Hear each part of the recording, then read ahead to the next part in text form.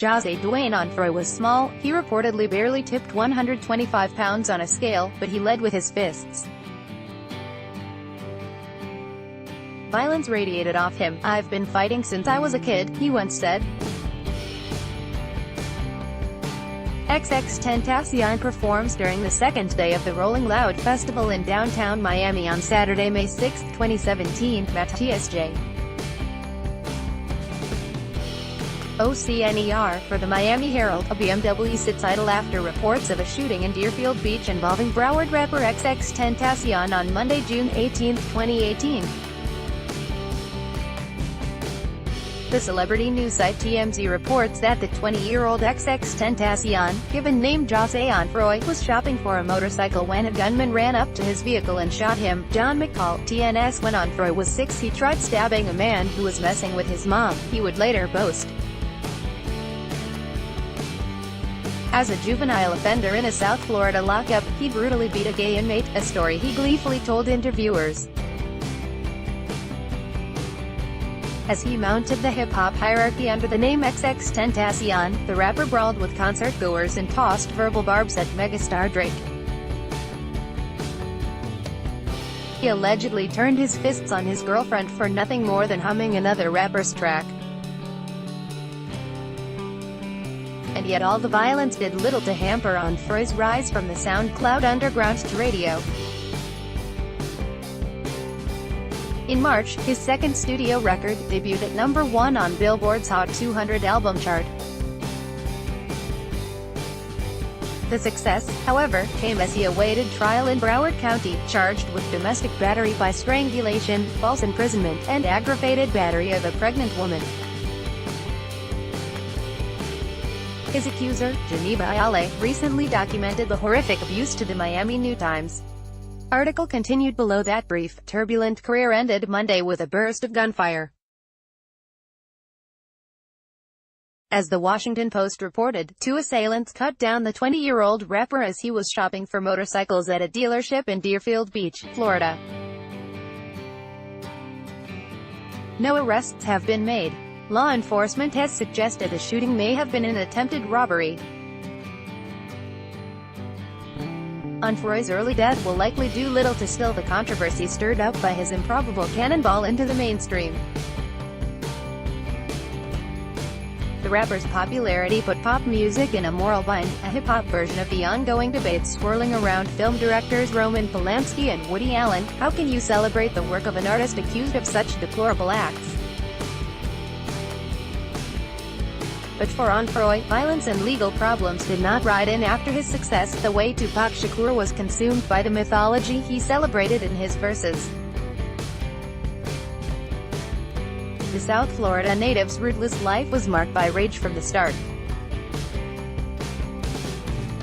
Onfroy was raised in Broward County, Florida's second-largest county by population, sandwiched between Miami-Dade to the south and Palm Beach to the north. The region is economically diverse, tracts of mega mansions rubbing shoulders with neighborhoods of dilapidated low-slung bungalows. The rapper has said his parents were Jamaican. On his Tumblr page, Onfroy also claimed Egyptian, Indian, German and Italian ancestry. The same eclecticism was reflected in Onfroy's musical tastes. When hip-hop magazine XXL splashed him on the cover of its 2017 freshman class issue, a rundown of rising talent, he was asked to name the artists who influenced him. His tastes ran toward rock and punk, Kurt Cobain, Papa Roach, Cage the Elephant, and even Coldplay. "I'm really into multi-genre things that aren't just based around rapping itself," he told the magazine. "I'm more inspired by artists in other genres besides rap." In many of the mugshots featuring Onfroy related to his long list of legal troubles, tattoos stand out. A tree was inked directly into his brow between his eyes. An intricate elephant head covered his neck. And across Onfroy's slight chest, Cleopatra, a nod to his mother, Cleopatra Bernard. After giving birth to Onfroy at 17 or 18, according to the New Times, Bernard was a touch-and-go presence in her son's life. "My mom just had it hard," Onfroy told the hip-hop podcast No Jumper. Raising a kid was her last priority, so what she did, she passed me from hand to hand to people that could care for me. During that, I wasn't put in situations that were the best. Article continued below, but Onfroy found the trouble he could cause with his fists was an easy way to pull in his mother's attention. "I chased her," the rapper said in his No Jumper sit-down. "I used to beat kids at school," he explained, using the N-word. "Just to hear my mom yell at me or talk to me." The violent outbursts got Onfroy expelled from middle school, then landed him for a period of time in a group home, according to New Times. By 12, he was mainly living with his grandmother. "My grandma really feels like my mom," the rapper told the paper. "My mom almost feels like more of a sister." In high school, Onfroy's outbursts lead to arrests for armed robbery, burglary, possession of oxycodone, possession of a firearm and resisting arrest. While serving a stint in a juvenile detention facility, he not only beat up a gay inmate, as he would later claim, but met a fellow inmate named Stokely Clevin Goulhord, the New Times reported. When both were released, they began making rap songs together. Goulhorn as Ski Mask the Slump God, Onfroy as XXXTentacion. The 20-year-old rising star, whose real name is Jose Dwayne Onfroy, was pronounced dead Monday evening at a Fort Lauderdale area hospital. The Associated Press, SoundCloud, the music streaming service that allows artists to upload tracks, became the duo's primary platform. As Washington Post music critic Chris Richards noted in March 2017, the site is making Popland a more democratic place, providing a space where dissident sounds can rise up from the digital margins and make a more resonant noise. According to Vulture, Onfroy began posting songs to the service in March 2014. December 2015, he uploaded "Look at Me," a track that would eventually spill onto the Billboard charts 10.5 months later. But 2016 was chaotic.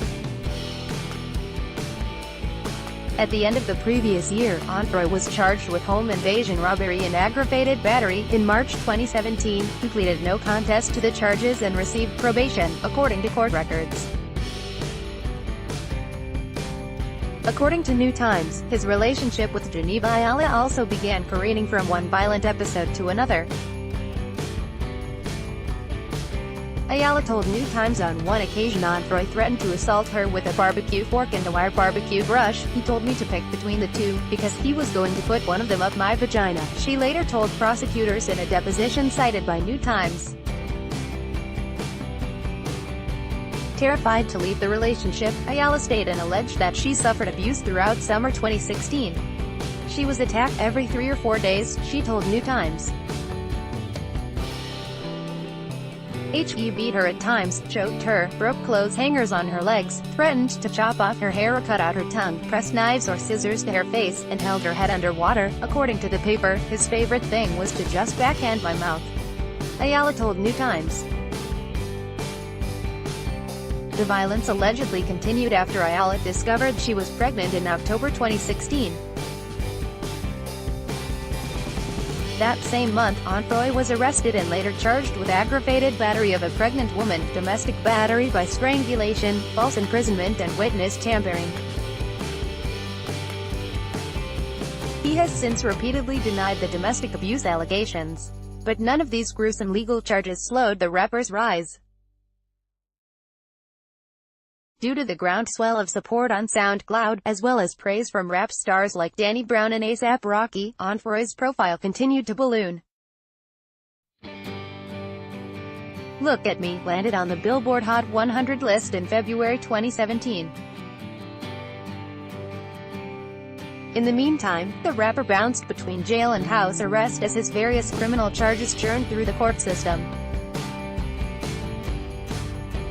When Onfroy's first album was released that August, it debuted at the #2 slot on the charts. the artist's nasty personal history, and his inclusion on XXL's freshman class cover, sparked denunciations.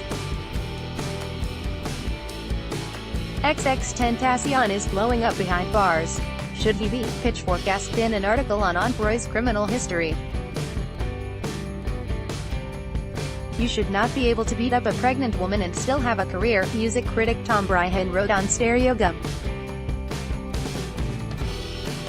We should not continue to make him famous. When Miami New Times reporter Tarpley Hitt recently tracked down Onfroy, he was living both under the cloud of his legal trouble and in the lap of luxury.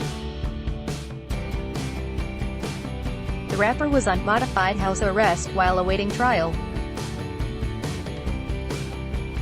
But he was also spending his days inside a $1.4 million Tuscan-style mansion with a BMW parked out front and friends swinging in and out of the front door. Would I change anything about my journey? Onfroy said. The answer was a resounding, expletive-laden no.